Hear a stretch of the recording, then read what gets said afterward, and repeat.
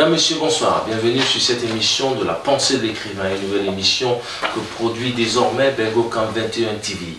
Je reçois ce soir pour cette émission l'écrivain Tapé Bouguera, auteur de Ces Africains ennemis des Africains. Je serai également accompagné de M. Etoga, notre consultant maison, que vous connaissez tous bien, pour la critique du livre préfacé par Maître Céric Zoko, avocat. M. Bouguera, bonsoir. Bonsoir, M. Guy Ekwala. Bonsoir, M. Etoga. Bienvenue à la pensée de l'écrivain. Vous ouvrez le bal de la pensée, de l'intelligence et de l'écriture.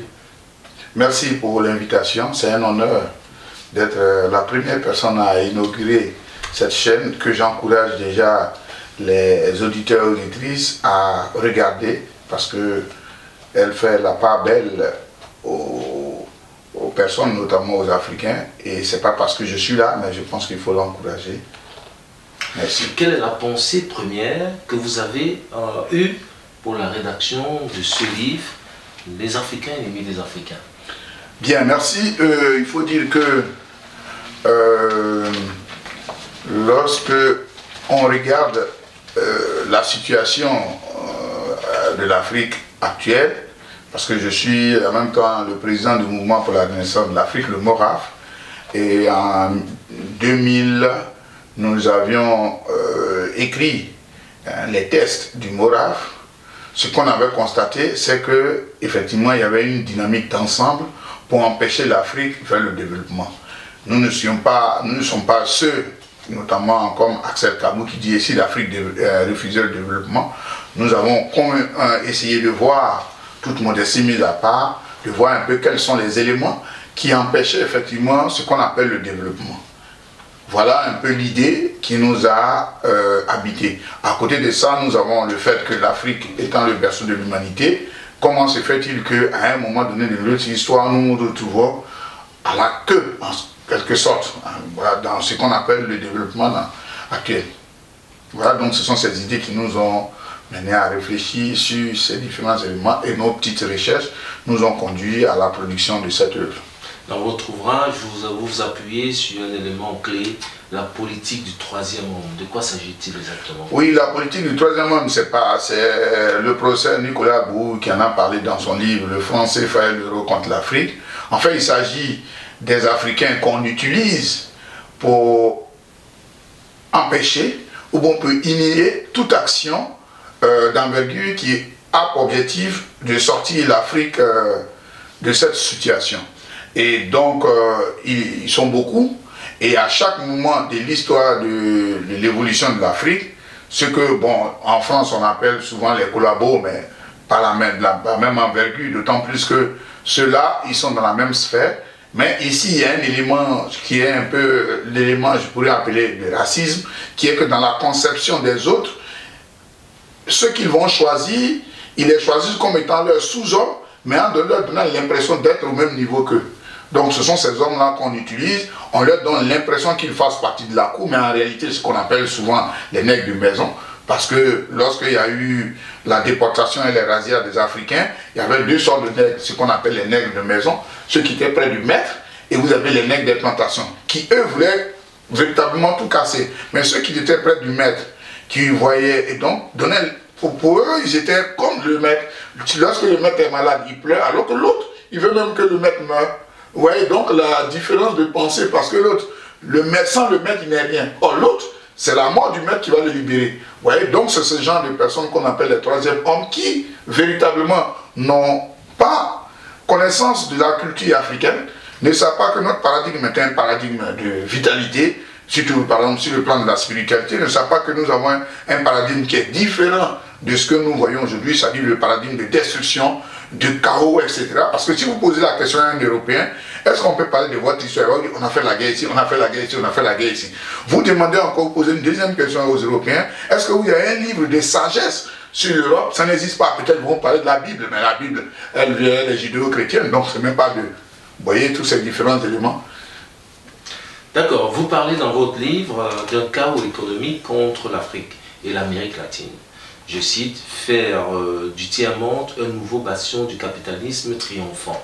Est-ce que la mission contre le continent africain perdue?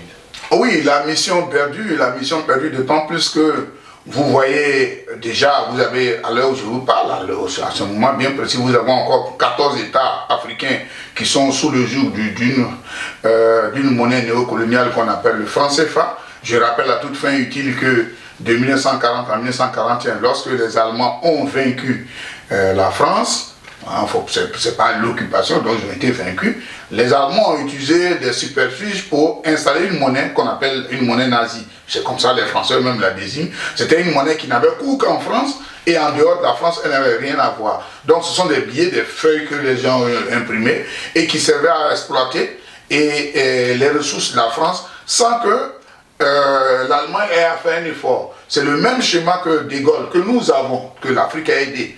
D'ailleurs, sans les Africains, et je pense dans mon prochain livre, j'espère être encore invité, vous verrez que je fais toute cette démonstration.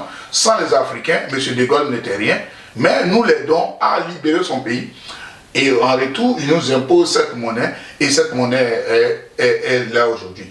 En dehors de ça, vous savez que le 7 mars 1966, les 187 bases américaines qui étaient installées en France au cours par rapport à des accords, puisque les Américains ont aidé la France à se libérer, je dis bien le 7 mars 1966, le général de Gaulle a demandé au président Johnson de faire partie de ces bases. Mais alors que nous, qui avons aidé le général de Gaulle, il y a des bases militaires qui sont installées sur notre territoire contre la volonté de notre peuple. Et lorsque ce sont ces bases-là qui permettent aujourd'hui de changer au gré de la puissance colonialiste qu'est la France, ces hommes liges, ces troisième hommes qui servent, ça veut dire, on a l'exemple tout récemment du président Laurent Gbagbo en Côte d'Ivoire qui a été dégagé par l'armée française. Vous voyez que c'est une décision prise par les Français de le faire. À côté, je vais finir par ça, donc j'ai parlé du franc CFA, la dévaluation du franc CFA qui a eu lieu en 1993, on dit 93 en 93, mais qui a été vraiment réglé en 94, a été fait parce que il était question de construire l'euro et faire entrer la France. Mais la France ayant des difficultés, il fallait qu'elle dévalue sa monnaie. Et c'est comme ça que la décision a été prise de dévaluer notre monnaie pour pouvoir garantir à la France de pouvoir d'avoir une monnaie qui soit un peu équilibrée pour qu'elle puisse entrer. Donc nous avons subi, et à cette rencontre, ce n'est pas nous, ce sont les auteurs. Il y avait Adema Père, il y avait Bongo Père, donc c'est quand même des grands timoniers. Il n'était pas informé. M. Baladu, qui était présent, qui était à l'époque Premier ministre français, il y avait M. Nicolas Sarkozy, qui était ministre du budget, il y avait M. Michel Candesis, qui était directeur du FMI, et il y avait M. Hassan Dramon Ouattara, qui était le conseiller de M. Baladu, bizarrement. Ces quatre-là étaient informés du fait qu'ils allaient dévaluer. Mais donc M. Abdou Diouf, qui était à l'époque président du Sénégal, on lui a dit qu'on venait pour parler de Air Afrique. Donc dès qu'ils arrivent dans la salle, on leur dit, ben, écoutez, on est venu pour dévaluer le franc CFA. Et ça, c'était le 14 janvier 1994, ou bien 1994. Et ceux qui ne voulaient pas, on leur a dit, si vous faites, vous savez ce qui vous reste. Donc la mort dans l'âme, les dirigeants africains ont accepté de dévaluer le franc CFA au mépris des règles élémentaires qui sont là. Vous voyez que c'était ainsi que ça fonctionne. Donc depuis De Gaulle, où nous avons eu soi-disant nos indépendances jusqu'à aujourd'hui, c'est, pour prendre le cas de la France, c'est la France qui détermine cela. Ça c'est pour le cas de la France. Au niveau des pays dits anglophones, le schéma n'est pas loin, parce que contrairement... Mais est-ce que ça a perdu?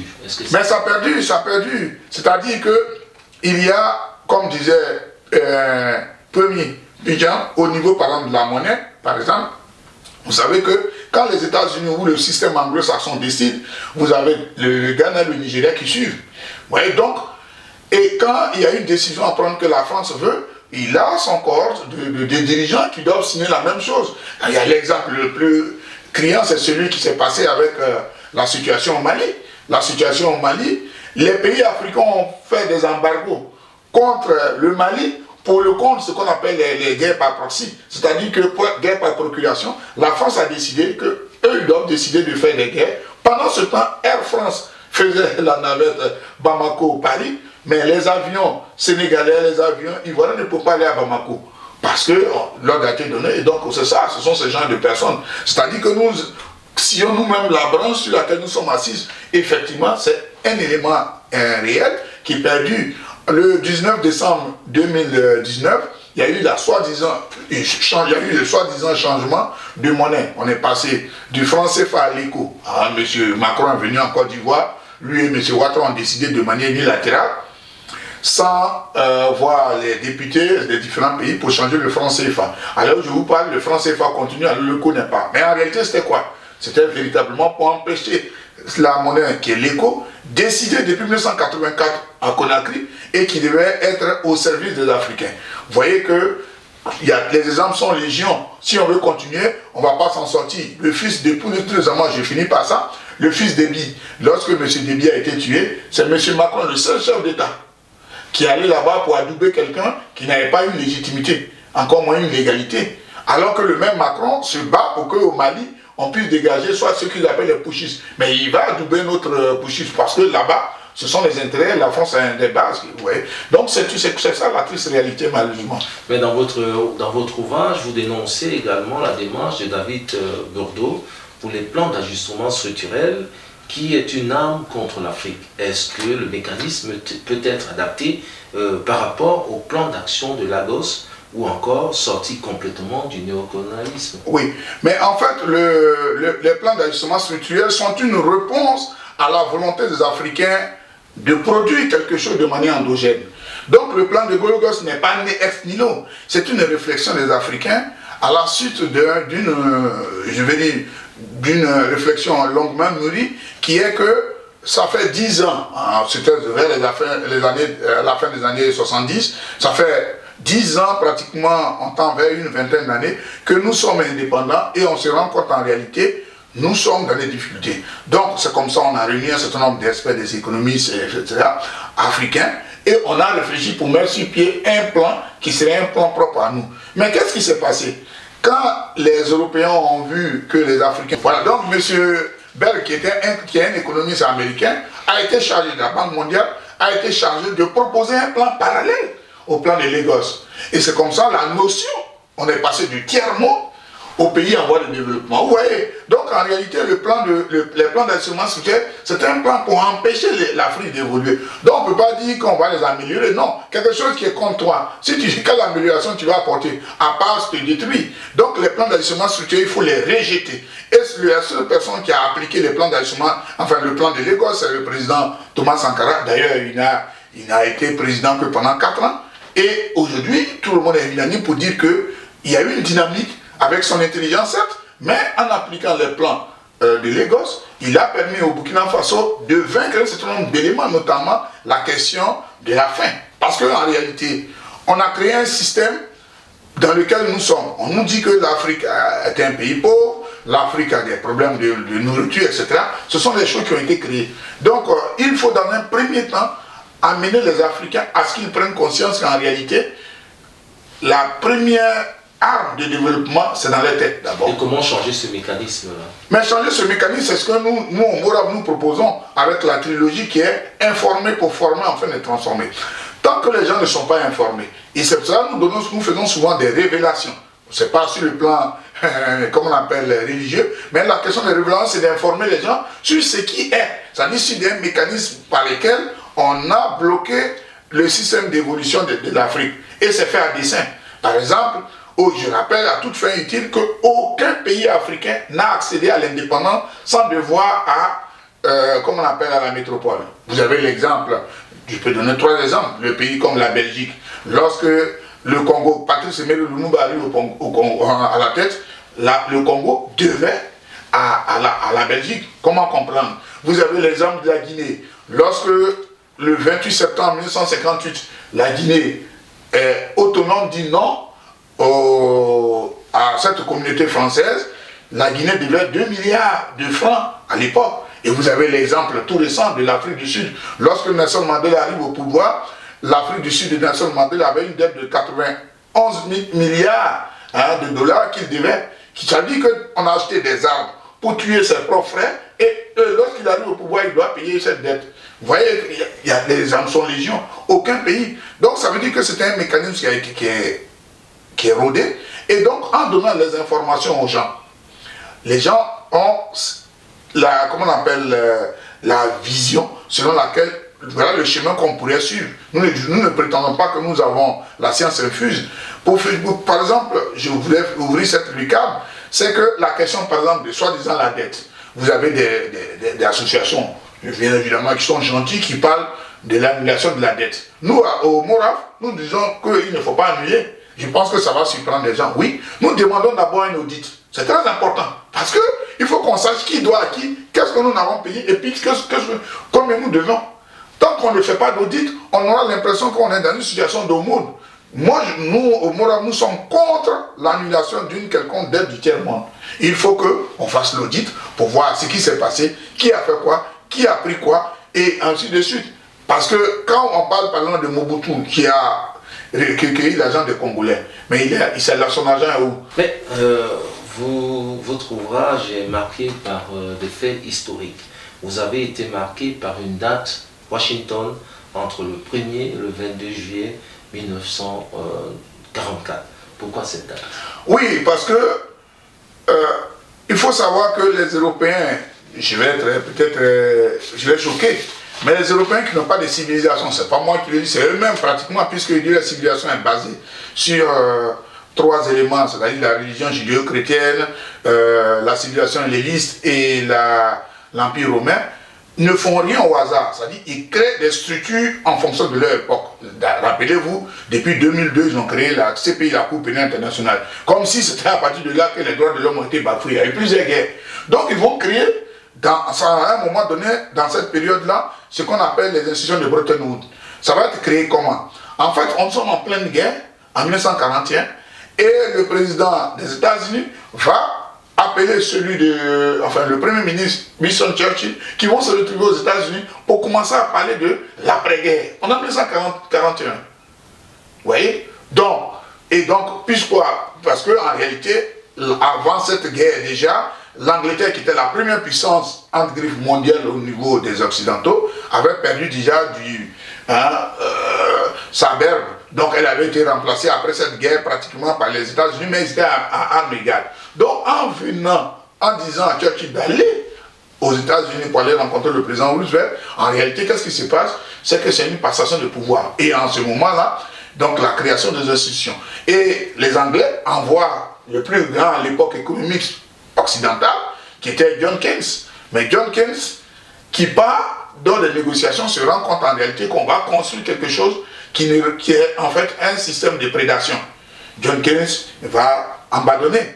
Et donc on va créer les institutions de Bretton Woods qui avaient pour objectif d'assujettir pratiquement le monde occidental aux États-Unis et les autres peuples non européens. Alors, je rappelle qu'aux États-Unis, il y a 3 entités. Vous avez les non-africains. Ce que vous appelez les Américains, ce sont les Euro-Européens. Vous avez les Afro-Américains, les Euro-Américains et les Amérindiens. Donc les Euro-Américains, ce qu'on appelle en fait la diaspora des Américains qui se trouvent aux États-Unis, qui dominent aujourd'hui. Donc ceux-là vont assujettir le reste du monde à une certaine machine, un système. Et ce système-là, donc les institutions de Bretton Woods vont faire partie. Parce que si vous voulez avoir de l'argent, s'il faut prendre le crédit là-bas, c'est les institutions de Bretton Woods, le FMI qui vont jouer le rôle. Mais en même temps, vous avez la Banque mondiale qui est là, enfin qui ne porte pas son nom. C'est la banque, c'est le BIRD, la définition exacte m'échappe, mais qu'on va appeler finalement la Banque mondiale. Et ces mécanismes-là sont dirigés par la Banque mondiale, c'est les États-Unis, tout le monde, le directeur, et le FMI, ce sont les Européens, donc soit c'est un Français, ainsi de suite. Et donc l'Afrique n'est nullement concernée, nous sommes là pour subir, et voilà un peu le mécanisme. Donc quand on prend des décisions, on les impose à l'Afrique. Vous avez des gens qui débarquent un jour chez un chef d'État pour lui dire, pour que vous puissiez avoir, le développement, il faut que vous hypothéquez vos ressources. Et les gens le font. Voilà malheureusement ce qui se passe. Dans cet ouvrage, Ces Africains et l'ennemi des Africains, vous faites également allusion à la prise en otage du système monétaire international par les États-Unis, dont vous venez de faire un grand déballage. Aujourd'hui, on assiste à une dédollarisation galopante. Est-ce que la prise en otage du système monétaire global est remise en cause? Bien évidemment, je pense, comme on le dit chez nous, quand dans un quartier vous avez un gars, un gros bras qui frappe tout le monde, le jour où quelqu'un arrive et que vraiment il se mesure au gros bras, on ne peut que le saluer. C'est ce qui se passe. Nous, les pauvres Africains, ayant été soumis pendant 400 ans, je rappelle à toute fin utile que ça ne reprend même pas un dixième de l'histoire de l'humanité de l'Afrique, mais ça a été des moments assez difficiles que nous avons vécu. Parce que en ce moment-là, on a déporté les gens les plus valides, on a volé le patrimoine africain, c'est pas seulement, mais on a volé le savoir, parce qu'aujourd'hui, vous avez les papyrus des pays africains qui se trouvent ailleurs. Donc, quand nous avons subi ça et que nous venons et que nous sommes défaits, alors les autres ne peuvent que se mettre sur nos têtes, comme on le dit. Et donc aujourd'hui, ce qui se passe, c'est que on avait un pôle, hein, le pôle occidental, surtout avec la tombée du mur de Berlin et la dislocation de l'URSS, le bloc occidental, notamment les États-Unis, se sont sentis comme étant vainqueurs. Oh, ils n'ont vaincu personne. Même si Brzezinski essaie de l'expliquer, mais ils n'ont vaincu personne. C'est le système lui-même, en fait, qui à l'intérieur a dégénéré et il y a eu une déflagration. Mais les États-Unis se disaient les maîtres, ils ont continué d'imposer sans les mêmes jusqu'à l'excès. Parce qu'aujourd'hui, les États-Unis ont ce qu'on appelle la loi de l'extraterritorialité. C'est-à-dire que il suffit que les États-Unis ne soient pas d'accord avec vous, ils vont imposer leurs lois dans votre pays. C'est-à-dire si ils vous disent que M. Dié, on ne veut pas de vous, ou bien on ne veut pas que vous travaillez avec M. Etoga, pardon, M. Toga, ils vous le disent. Et si vous n'êtes pas d'accord, ils vont vous dire, bon, si vous avez le malheur de faire votre film aux États-Unis, vous ne le ferez plus. Parce que ce sont eux qui décident. Donc il y a ce système-là qui s'est imposé au monde. Et aujourd'hui, la notion de la... En fait, ce n'est pas la question de la dédollarisation qui est première. C'est le fait que on permet, nous allons vers ce qu'on appelle un pôle multipolaire. C'est ça, un système multipolaire. C'est-à-dire chacun de nous peut à un moment donné utiliser ses ressources. Comment nous, les pays africains, qui avons des ressources, pour prendre l'exemple, un pays comme le Mali, qui a des mines d'or, mais qui n'a pas de réserve d'or. La France, qui n'a aucune mine d'or, a des réserves d'or. Il y a quand même un paradoxe. Vous avez le Cameroun, la Côte d'Ivoire qui fabrique le cacao. Et ils ne sont pas des pays du chocolat. Vous avez la Belgique et la Suisse qui n'ont même pas un seul plan de café et de cacao. C'est le pays du chocolat. Vous ne voyez pas qu'il y a un paradoxe? Mécanisme de fonctionnement. Ils ont un mécanisme de fonctionnement peut-être performant et... Non, ce n'est pas un mécanisme, c'est un mécanisme de prédation. Vous voyez, c'est un mécanisme de prédation. Il y a un Tanzanien qui a écrit un livre qui dit que le commerce c'est la guerre. Et bien évidemment, avec les institutions qui sont là, dès que, parce qu'en fait, c'est ça, lorsqu'on a réussi à avoir les troisième hommes à la tête de nos États, en portant les vestes, cravates, en parlant comme les Européens, lorsqu'on les invite à la table et qu'ils prennent des photos avec Kennedy, avec je ne sais pas qui là, De Gaulle, etc. Pour eux, comme ils sont arrivés, comme on pourrait, si on prend sur le plan de l'aspect religieux, ils sont arrivés au paradis. Donc ceux-là, on les blague, parce que c'est des choses qu'ils n'ont jamais pensé pouvoir voir. On leur dit qu'ils sont au sommet. Et pour une fois, il y a d'autres qui viennent, qui se font servir par des Européens, des Européennes. Mais moi, qui étais un petit nègre colon, il y a colonisé il n'y a pas longtemps, c'est moi aujourd'hui qu'on sait. Donc on les blague. Mais c'est ça le véritable problème. Et donc ça fait que on exproprie les Africains de leur avoir. Je vous ai dit que le savoir africain se trouve ici. Et en fait, le problème, lorsque vous décidez d'utiliser le paradigme africain, c'est-à-dire quoi le paradigme? C'est l'élément de pensée d'un peuple. Aucun peuple au monde ne vit avec la pensée de l'autre. Or, malheureusement, c'est ce que font les Africains. Parce que cela nous a été imposé. Quand vous prenez le système scolaire aujourd'hui, c'est la catastrophe. Prenons même les questions, si vous prenez le calendrier dans n'importe quel pays, je n'ai jamais été au Cameroun, j'espère pouvoir y être. Prenez le calendrier du 1er décembre, je connais pour la Côte d'Ivoire, du 1er janvier jusqu'au 31 décembre, il n'y a aucune fête qui est faite pour les communautés à l'intérieur d'un peuple. Je ne sais pas, chez vous c'est comme ça. Chez nous, on va faire parler de la fête d'Ascension, la fête de descente, la fête de Marie, la fête de Jésus, la fête de Mahomet. Mais le peuple en Côte d'Ivoire, par exemple, je sais que c'est la même chose, les peuples... Donc vous avez donc un des appareils biologiques, c'est l'école. Donc voilà un peu en plus de d'autres choses. Puisqu'aujourd'hui, on va étudier la pensée économique des autres, sans toutefois parler de nous. On va utiliser, ça dit, on est là. Qu'elle dit, c'est comme ça. Mais attendez, au Cameroun, avant que les Européens, parce que les Européens, ils sont les plus récents sur la Terre. avant qu'ils ne viennent, comment a été le mécanisme de fonctionnement de ces empires qui ont vécu des siècles. Quand on parle de l'empire du Ghana, qui a été vaincu en 1077, mais comment ils vivaient? Les Européens reconnaissent que c'est un empire. Aujourd'hui, vous avez les restes à Koumi Salé se trouve en Mauritanie actuelle. Mais cet empire a vécu. Quand vous avez ce qu'on appelle Carthage, qui était un empire africain, vous avez la Nubie, vous avez l'Égypte antique, mais tout cela avait des monnaies, ils avaient un système de pensée, etc. Mais ce système de pensée, il est où? Le dernier, vous avez l'empire du Mali, dont on sait que au XIVe siècle, lorsque le roi du Mali est allé à la Mecque, il a bouleversé le système monétaire mondial, parce qu'il avait tellement d'or. C'est ce qui a été l'un des éléments qui ont fait que les gens sont venus nous agresser, parce que pour eux, on dormait à l'or, etc. Ouais. Donc il y a cette manière de nous caporaliser, et nous avons, comme je disais, le système qui a été fait, c'est un système, pas forcément de rejet, mais c'est un système dans lequel nous devons entrer avec les outils qui sont les nôtres. On rentre parce que nous apportons quelque chose qui vient de nous-mêmes. Mais malheureusement, tout est extraverti, tout est exogène, et nous sommes dedans, et donc après nous nous informons, on ne sait plus où nous sommes. Évidemment, votre ouvrage s'appuie sur des faits historiques réels. En 1979, Paul Volcker, président de la Réserve fédérale, décide de lancer une politique anti-inflationniste aux États-Unis. Vous faites allusion dans votre livre, il augmente de manière drastique le taux d'intérêt, une décision unilatérale qui va plonger les pays du tiers-monde dans une spirale infinie, la crise de la dette. Comment est-ce que nous sommes arrivés là?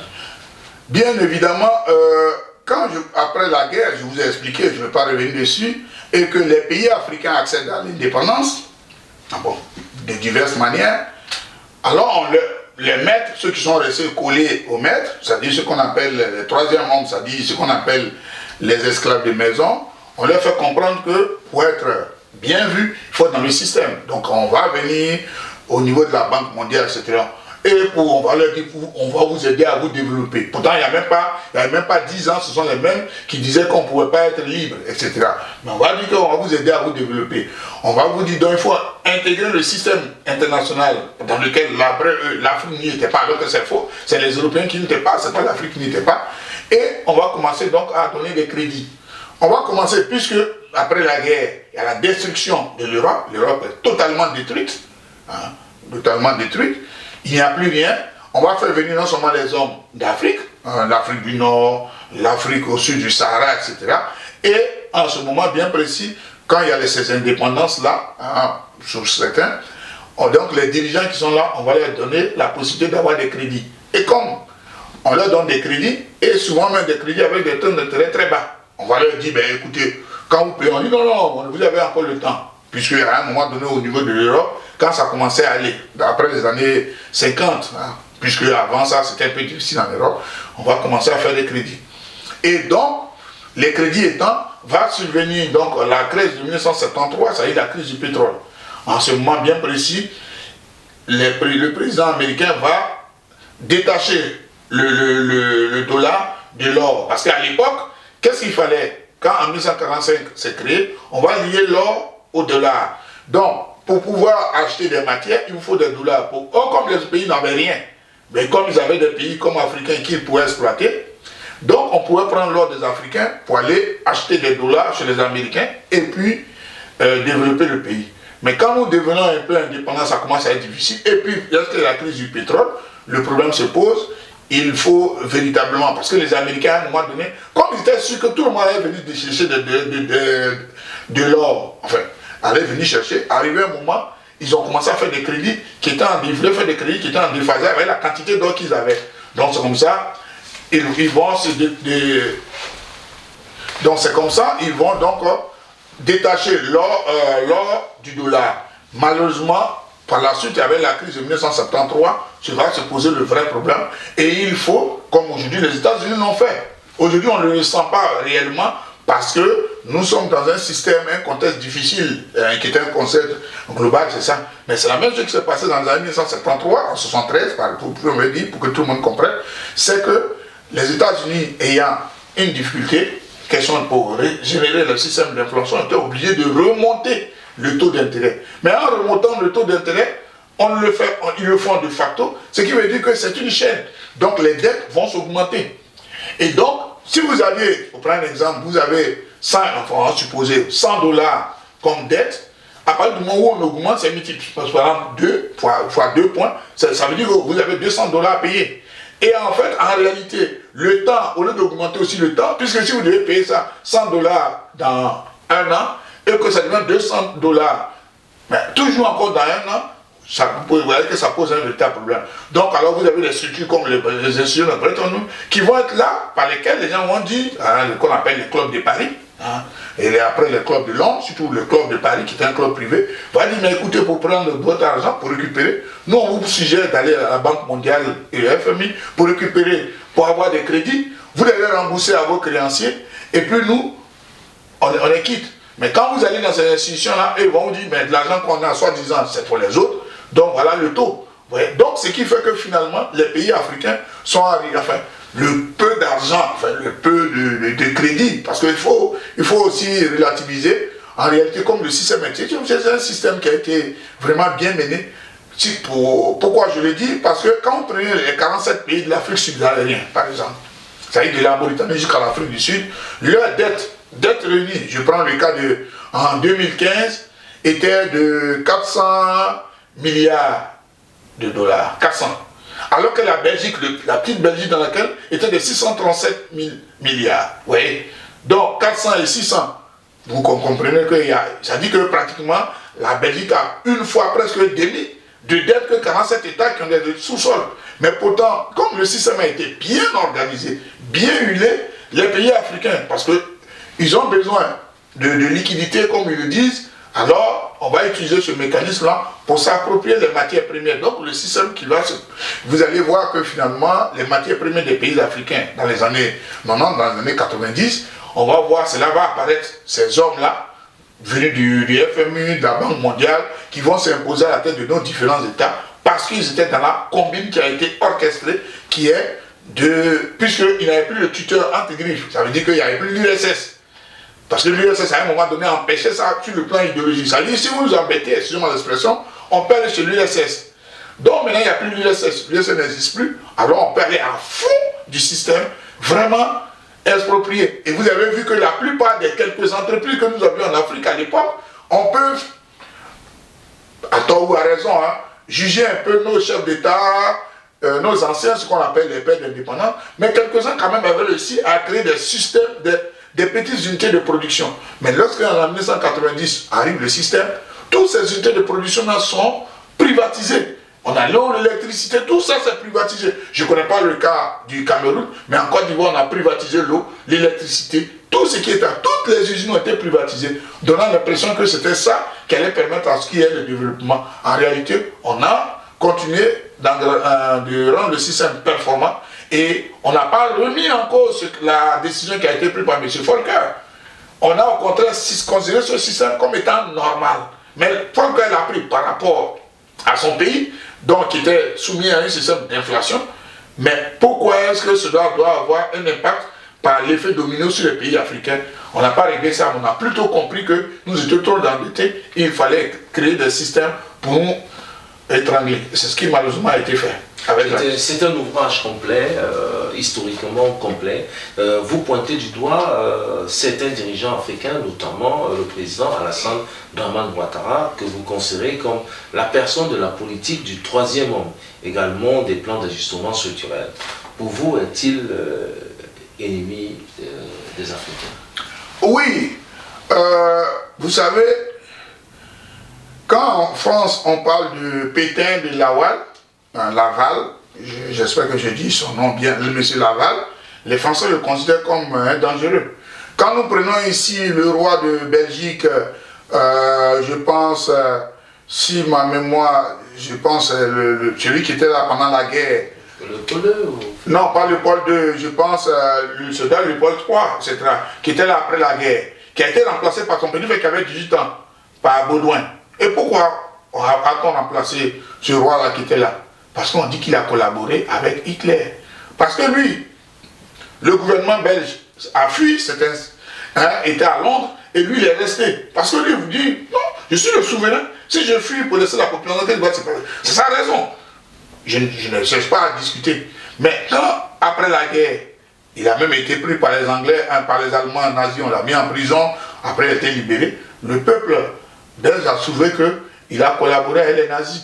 On a demandé de déchoir. C'est ce qui a été fait. Et donc, nous aussi, c'est la même chose. Parce que c'est vrai qu'on ne s'attaque pas, on parle de De Gaulle, mais ces personnes-là sont des personnes qui sont vues. Nous aussi, c'est comme ça. Toutes les personnes qui ont collaboré. Aujourd'hui, vous allez dans n'importe quel cimetière ici, dans les hôpitaux. Vous allez, comment on appelle, à la commune, comment on appelle les mairies. Vous allez voir, ils sont morts pour nous. Et même ceux qui ont collaboré, il y a des livres, on parle d'eux. Nous aussi, c'est la même chose. Tous ceux qui collaborent à ce que les Africains puissent dépendre d'eux. C'est pas moi qui le dis, j'ai un journaliste à qui le président Laurent Gbagbo à l'époque a posé la question. Mais pourquoi vous êtes tant derrière M. Ouattara? Il a dit parce qu'il nous ressemble. Vous convenez avec moi que M. Ouattara a le même phénotype que nous.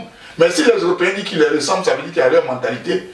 Et aujourd'hui, vous avez vu, le 19 décembre 2021, c'est M. Ouattara qui était en avant pour créer le système ECO, qui a empêché l'évolution d'un système que nous avons fait de manière ingénieuse, qui a commencé déjà depuis 1984. Avant ça, je vous ai dit qu'il était présent à la dévaluation du franc CFA en 1994. On peut le faire. Il n'y a pas longtemps, en 2011, pour lui, la France a tué de nombreux Ivoiriens pour l'installer.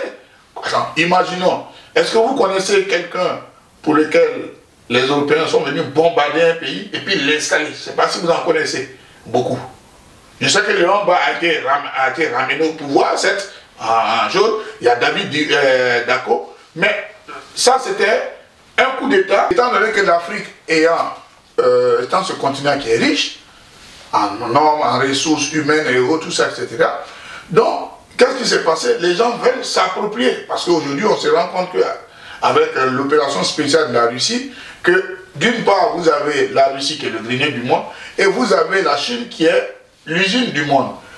Et on sait que un continent comme l'Afrique, si on crée, comme l'a suggéré le Cheikh Anta Diop, un État fédéral africain, nous devons à la fois le grenier et l'usine du monde.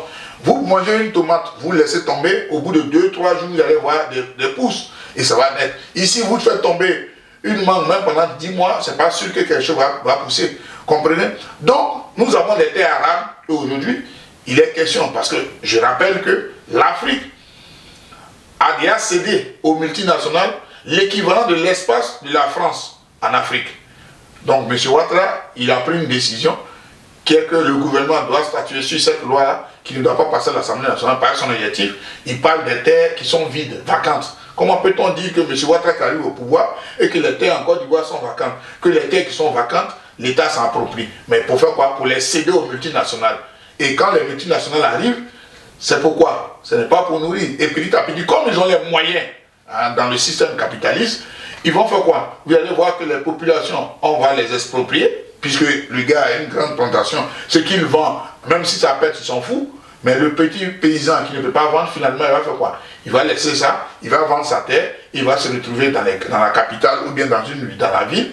Et puis, vous avez le chemin de l'exode rural. Si après de la capitale, on continue de lui faire le mirage, c'est que l'Europe est bon, il va tenter de venir. Comme pour avoir le visa, c'est la croix et la bannière, qu'est-ce qu'il va faire? Il va tenter l'aventure par la Méditerranée. Vous voyez comment le système est fait pour que, effectivement, on puisse diminuer ce que les gens veulent, le taux des ressources africaines, puisqu'il y a des gens comme le Ouattara qui peuvent permettre cela. C'est pas moi qui l'ai dit il n'y a pas longtemps, l'ambassadeur de Guinée, non, pardon, de la Côte d'Ivoire en Tunisie dit que sur 10 personnes qui sont là-bas en Tunisie, il y a 6 qui viennent de la Côte d'Ivoire. L'ambassadeur de la Côte d'Ivoire en Tunisie qui le dit.